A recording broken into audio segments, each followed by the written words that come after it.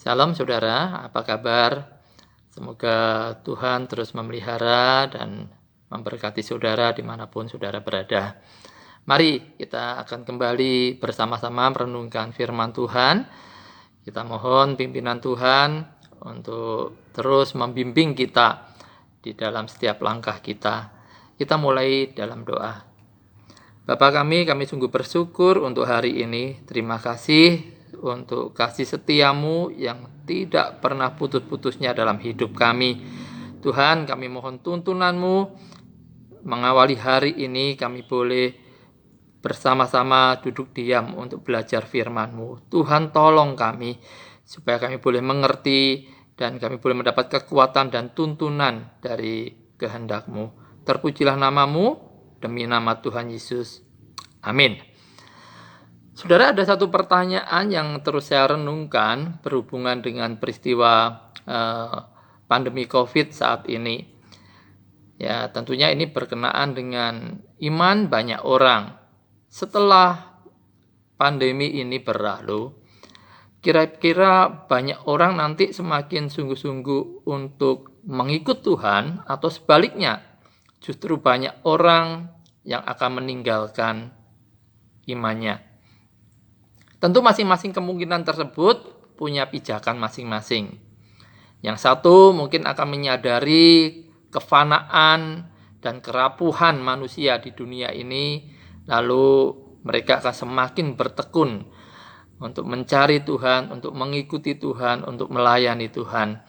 Mereka akan semakin sungguh-sungguh memperhatikan kehidupan iman percayanya. Tetapi pihak yang lain mungkin justru melalui peristiwa saat ini merasa Tuhan tidak mampu berbuat apa-apa. Ya, mereka lihat setiap hari banyak korban, bahkan tokoh-tokoh agama, ya, tokoh-tokoh beriman pun jadi korban. Mungkin mereka sudah berdoa, tetapi kok Tuhan nggak jawab doa. Mengapa Tuhan tidak melindungi hamba-hambanya? Mengapa beberapa orang saleh yang justru menjadi korban dari pandemi ini? Saudara, mungkin dari pihak ini timbul kekecewaan dan merasa, iya, Tuhan ini ada apa enggak?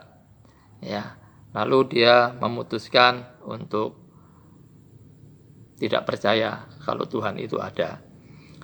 Hari ini saya mengajak saudara untuk merenungkan suatu peristiwa yang juga menjadi pergumulan dalam satu keluarga, dan kita akan melihat respon dari masing-masing.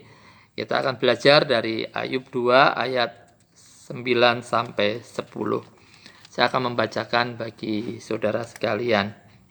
Ayub 2 9 sampai 10. Maka berkatalah istrinya kepadanya, masih bertekunkah engkau dalam kesalehanmu? Kutukilah Allahmu dan matilah. Tetapi jawab Ayub kepadanya, engkau berbicara seperti perempuan gila. Apakah kita mau menerima yang baik dari Allah, tetapi tidak mau menerima yang buruk? Dalam kesemuanya itu, Ayub tidak berbuat dosa dengan bibirnya. Saudara, Ayub adalah orang yang saleh, yang jujur, yang takut akan Tuhan. Orang yang menjauhi kejahatan. Dia mempunyai seorang istri, 7 anak laki-laki dan 3 anak perempuan. Dan dia diberkati Tuhan dengan harta yang luar biasa. Bahkan dicatat dia adalah orang terkaya di wilayah sebelah timur pada waktu itu. Namun kemudian atas izin Tuhan, Ayub mengalami musibah, ya. Bahkan musibah itu terjadi beruntun. Yang pertama, semua anaknya meninggal dunia dan hartanya habis. Ini menjadikan Ayub hidup miskin bersama istrinya. Kemudian musibah yang kedua menimpa lagi, saudara.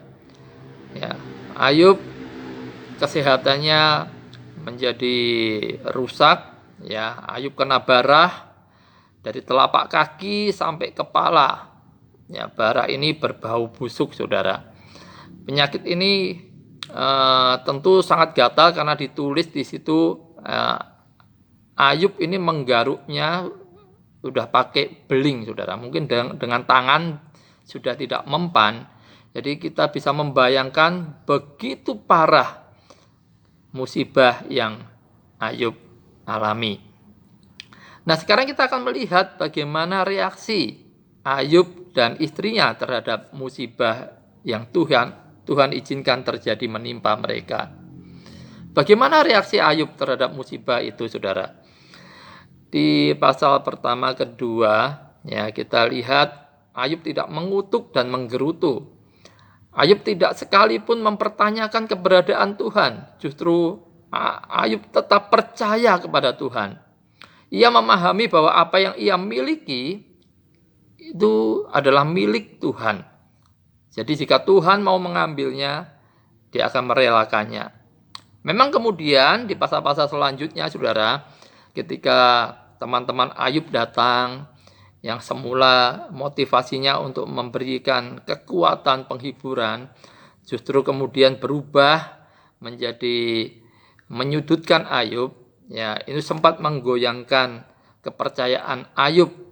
Tetapi dari akhir kisah diceritakan Ayub dapat mengalami pemulihan, bahkan Tuhan memulihkan dan memberkati kehidupan Ayub. Tapi saudara, bagaimana reaksi istri Ayub dengan kejadian yang menimpa keluarganya? Istri Ayub ini punya reaksi yang berbeda dari Ayub. Ia menyuruh Ayub untuk menyangkali Allahnya. Walaupun istri Ayub ini sebetulnya dia tidak terkena musibah yang kedua. Ya, mungkin dia menyaksikan keadaan suaminya, dia mungkin tidak tega, ya. Dan ini kemudian dia menjadi kecewa kepada Tuhan. Ayub seorang yang hidup saleh, yang takut akan Tuhan. Kenapa Tuhan membiarkan musibah menimpa hidup Ayub dan keluarganya? Dari pengamatan dan apa yang dia alami, ini membuat istri Ayub bereaksi untuk menyangkal Tuhan.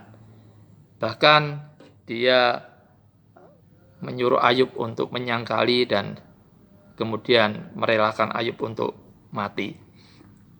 Saudara, adalah sangat mudah bagi semua orang untuk percaya dan taat kepada Tuhan kalau semua dalam keadaan baik, semuanya normal.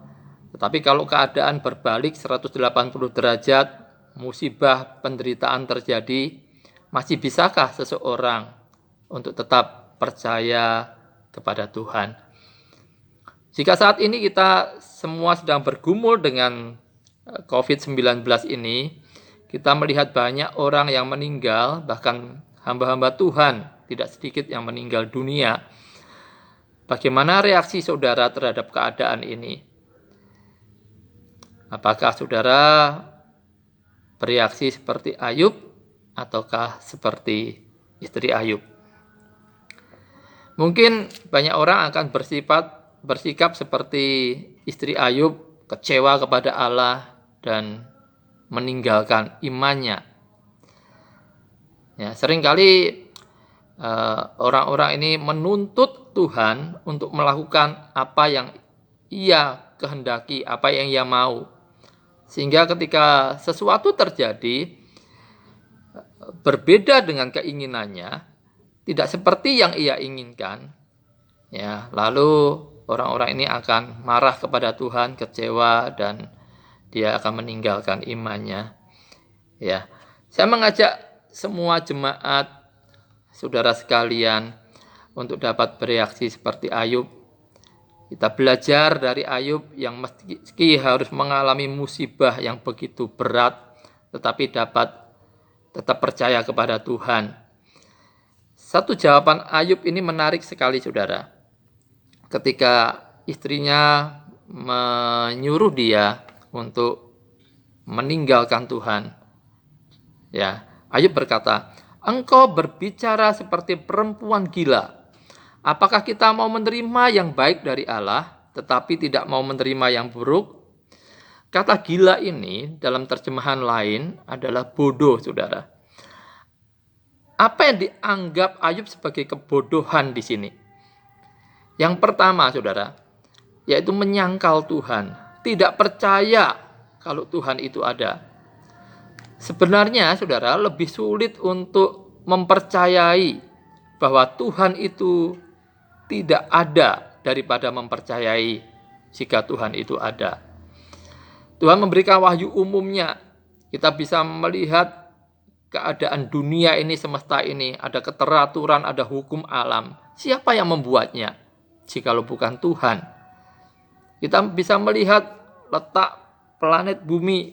Ada matahari, ada bulan, bintang. Apakah itu kebetulan? Bumi ada di tempat yang tepat, sehingga memungkinkan manusia untuk boleh hidup dan mendapat penerangan. Saudara, begitu juga dengan keberadaan dari segala bagian tubuh kita. Ya, apakah ini kebetulan? Saya rasa sangat sulit sekali jikalau kita menganggap semuanya kebetulan. Semua begitu rapi, teratur, pasti ada tangan Tuhan. Ya. Tuhan itu ada, Tuhan yang menciptakan, Tuhan yang mengaturnya. Yang kebodohan yang kedua, saudara, yaitu kecewa kepada Tuhan. Istri Ayub berpikir bahwa kesalehan, kesetiaan Ayub harus dibalas Tuhan dengan kebaikan. Ya. Percaya dan taat kepada Tuhan harusnya membuat hidup selalu lancar. Ini juga yang seringkali kita dapati ada dalam pola pikir orang-orang zaman sekarang. Jadi, saudara, ketika hal itu tidak terjadi, maka mereka akan kecewa. Memang pertanyaan mengapa orang benar menderita adalah pertanyaan klasik sepanjang masa. Tetapi paling tidak, saudara, dari kisah Ayub ini kita bisa tahu salah satu jawabannya, yaitu supaya kita semakin mengenal Allah dan mengenal diri kita sendiri. Ayub di pasal 42 ayat 5 dan 6, dia mengatakan, hanya dari kata orang saja aku mendengar tentang engkau, tetapi sekarang mataku sendiri memandang engkau. Oleh sebab itu aku mencabut perkataanku, dan dengan menyesal aku duduk dalam debu dan abu. Melalui peristiwa musibah-musibah yang Tuhan izinkan terjadi, Ayub semakin mengenal Allah secara pribadi, bukan kata orang. Ayub juga semakin menyadari siapa dirinya di hadapan Allah. Dia memohon ampun terhadap Allah atas ucapan-ucapan yang keliru yang dia sangkakan kepada Tuhan. Mari saudara, teguhkan iman kita melalui renungan hari ini, untuk kita terus percaya kepada Tuhan dalam kondisi apapun. Kita percaya ada tangan Tuhan yang kuat, yang Dia punya rencana semuanya untuk mendatangkan kebaikan bagi kita. Amin. Mari kita berdoa. Bapa kami dalam surga, kami datang kepadamu, kami mengucap syukur untuk renungan firman-Mu yang boleh kami dengar. Tolonglah kami supaya kami dapat menjaga hati kami untuk tetap percaya kepadamu dalam keadaan apapun juga, termasuk dalam keadaan sulit saat-saat ini. Tuhan, kami percaya segala yang Engkau izinkan terjadi untuk mendatangkan kebaikan bagi kami orang-orang yang mengasihi Engkau. Kami percaya rancangan Tuhan tidak pernah gagal. Engkau Allah yang berdaulat. Teguhkan iman kami semua. Berkatilah kami sepanjang hari ini. Jauhkanlah dari segala yang jahat. Terpujilah nama Tuhan. Demi nama Tuhan Yesus kami berdoa. Amin. Sampai jumpa.